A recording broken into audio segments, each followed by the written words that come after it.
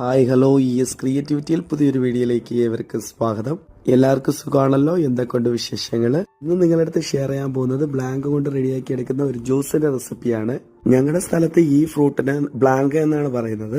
നിങ്ങളുടെ സ്ഥലത്ത് ഇതിന് എന്തോ പേര് പറയുന്നതെന്നൊന്ന് കമന്റ് ചെയ്തേക്കണേ. ഇത് നല്ല പഴുത്ത ഒരു മുതുക്കൻ ബ്ലാങ്കയാണ്.